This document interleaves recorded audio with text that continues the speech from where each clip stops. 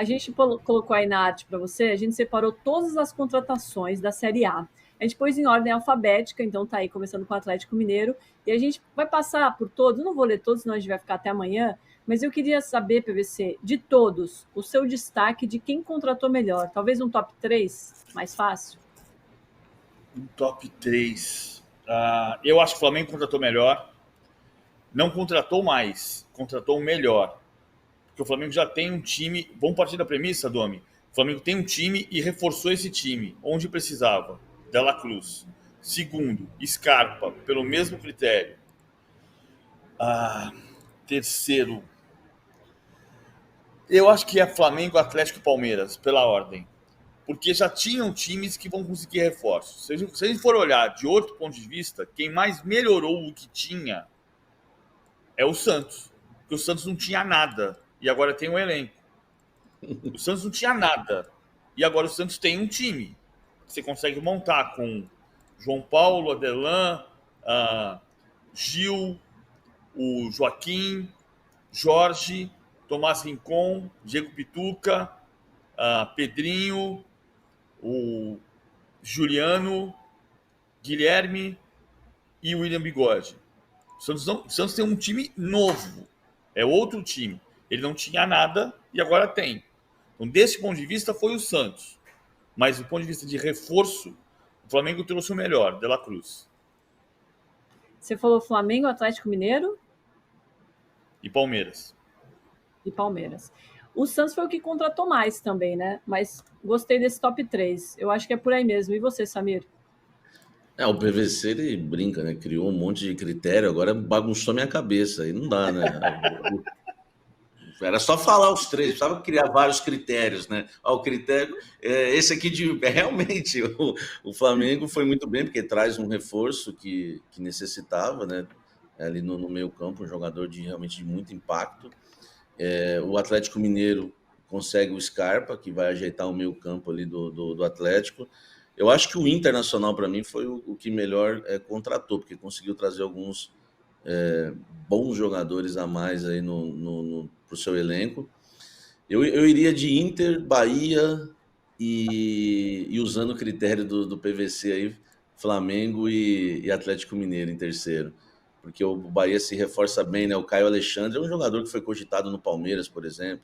O Corinthians tentou e vai para o Bahia, que a gente, né, não... Assim, a Bahia hoje está com a SAF também, está forte no mercado. Mas você não ia imaginar isso alguns anos atrás, né? Que o Palmeiras ia pensar num jogador, o Corinthians também, e ele ia para o Bahia. Tem o Everton Ribeiro, enfim, o próprio Jean Lucas. Eu vou nessa ordem, eu vou em Internacional de Porto Alegre, Bahia, e depois, usando o critério do PVC, um reforço só, mas que mandaram bem, né? O Flamengo e o Atlético Mineiro.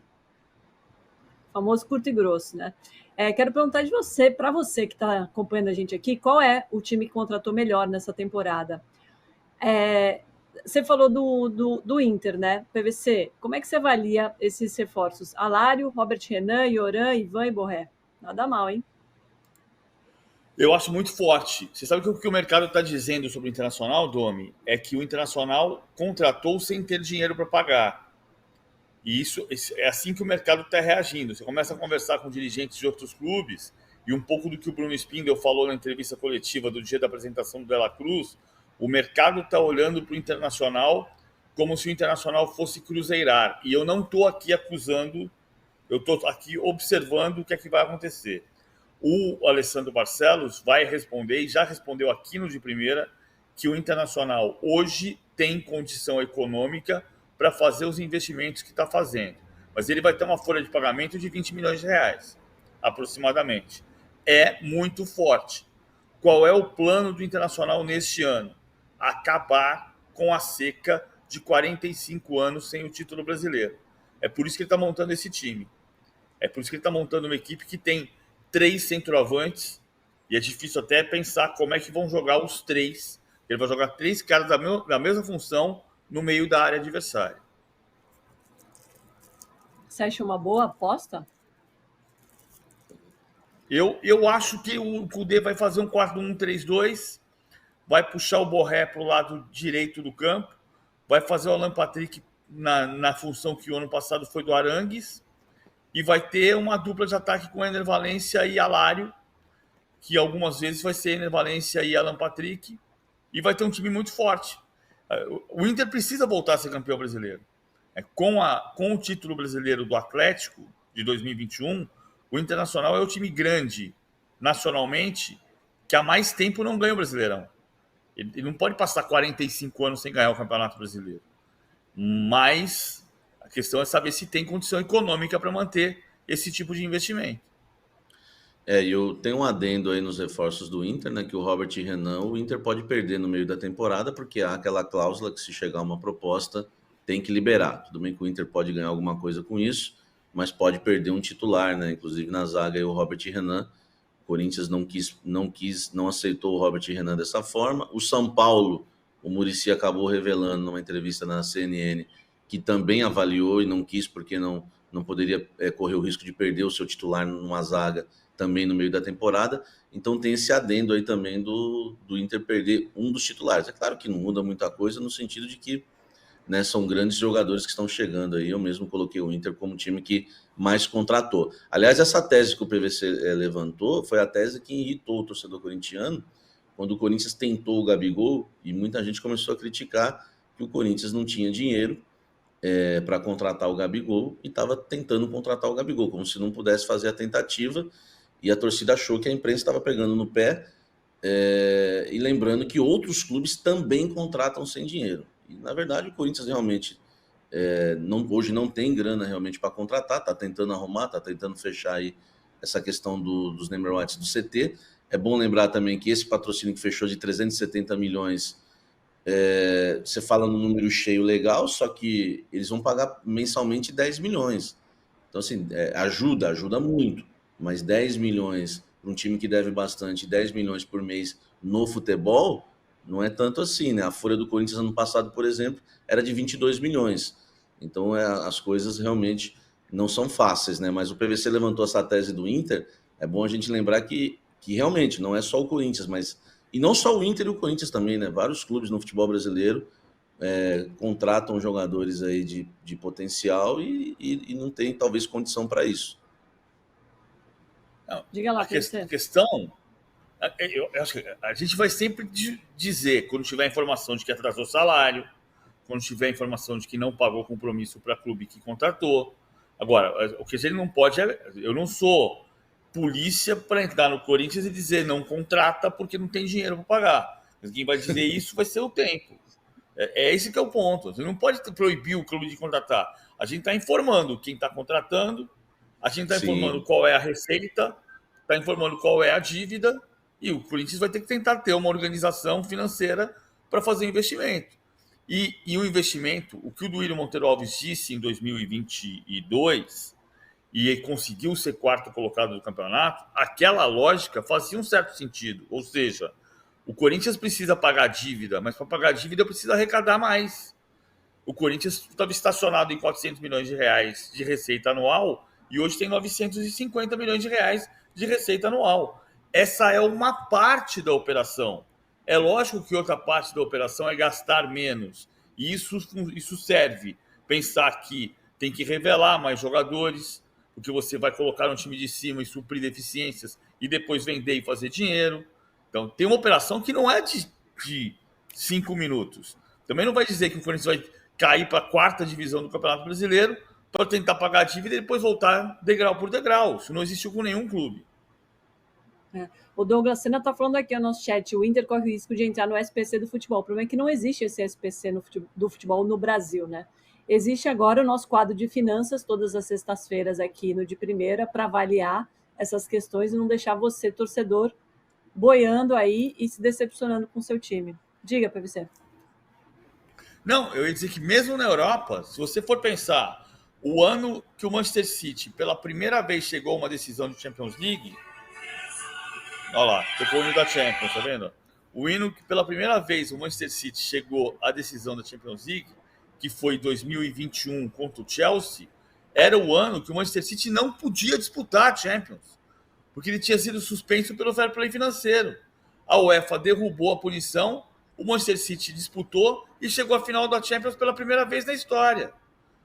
Então, Ah, isso estava certo? Não, ninguém está dizendo que estava certo. Agora, eu não posso dizer que o Manchester City não estava na final da Champions porque ele não tinha que ter disputado. Ele jogou a final da Champions, eu cobri a final da Champions do mesmo jeito. O Douglas Sena de ali. Júlio César, o Inter daqui a 3 anos vai cruzeirar. Esse é o medo, né? Ronaldo Roberto, pagar as dívidas ninguém quer, né? Quem quer? E o Hugo Santana tá falando aqui, ó, que essa enquete é uma sacanagem, kkk.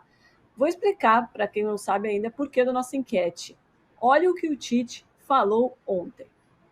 O campeonato carioca atual, para mim, na minha opinião, é o mais forte do Brasil, hoje. Antes era São Paulo, agora ele é muito difícil. E a busca nossa de classificação, ela é do título carioca. Então esse processo de evolução ele visa esse objetivo. Talvez seja pouco para a história do Flamengo, mas ele é grande para uma comissão técnica que está chegando e que é uma fonte geradora de confiança para uma sequência de trabalho também. A integração... A gente mantém 2 canais, que é o Noval e o Juan, né? Direto com a base, são funcionários do clube importantes nessa parte. A gente observou os primeiros jogos da fase da Copa São Paulo, que é a equipe que vai trabalhar, com alguns jogadores que ficaram aqui. Estivemos nos treinamentos daqueles jogadores que ficaram no Rio de Janeiro, trabalhando para somar com os jogadores da Taça, para que se montasse um time. Acompanhamos o amistoso agora que teve com o Olaria, me perco um pouco nos dias, acho que foi segunda-feira, né? E conversamos com o Mário isso. nesse o principal dia, da Sonora 2 dias, né? é essa parte Então, que ele fala que o Campeonato Carioca é mais forte que o do Paulista. Aberta a temporada de corneta, eu começo, não é. Já daqui a pouco eu dou meus motivos. Vai, PVC. Eu também acho que não é, mas eu acho que essa discussão é um gigantesco 0-0. Quais são os campeonatos do Brasil que tem nível europeu? Nenhum. Quais são os campeonatos do Brasil que tem bom nível? Libertadores, Brasileirão, Copa do Brasil. Você não vai discutir se o nível do Campeonato Estadual de São Paulo é suficiente para ser melhor do que o do Rio, ou se o do Rio é para ser melhor do que o de São Paulo, porque é um 0-0, é um empate gigantesco. Agora, se for para dar a minha opinião, é só você pegar o fato de que em 23 campeonatos paulistas no século XXI, 18 tiveram presença de um intruso que derrubou um grande nas semifinais.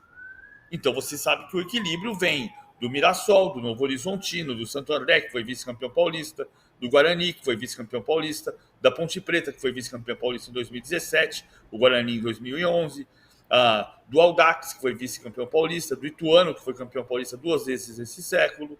Isso não acontece no Rio de Janeiro.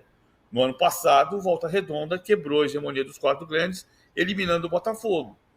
Mas é muito mais raro no Rio de Janeiro acontecer esse fenômeno do que tem sido em São Paulo. 23 campeonatos do século XXI, 18 tiveram um intruso.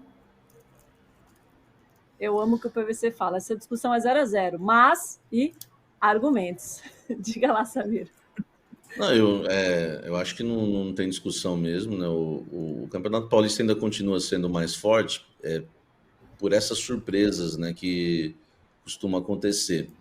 Mas talvez... O Tite não falou pensando nisso, né? Mas vou tentar ajudar o Tite. O Tite falou para valorizar o trabalho dele, enfim, aquela coisa que ele sabe fazer bem. Mas o Carioca hoje ele está mais forte por conta dos grandes, né, que acabaram se reforçando, porque normalmente no Campeonato Carioca um estava bem, ou 2, mais ou menos. Agora não, agora você vê o Flamengo bem, né, há muito tempo já, o Fluminense campeão da Libertadores, o Botafogo que brigou por título, que tem SAF, e o Vasco, né, enfim, tentando se reforçar agora aí com a chegada do Alexandre Matos, enfim, tentando fazer algo melhor do que fez no ano passado. Para tentar ajudar o Tite, Odomi, né, eu usei esse argumento aí, mas não cola realmente. O Carioca não é o mais disputado e o mais difícil do Brasil, não. Levantei a mão. Diga para você. Levantei a mão. Se fosse o mais difícil, o Vasco não estrearia no Campeonato Estadual hoje, fazendo um amistoso no mesmo dia contra o São Lourenço no Uruguai.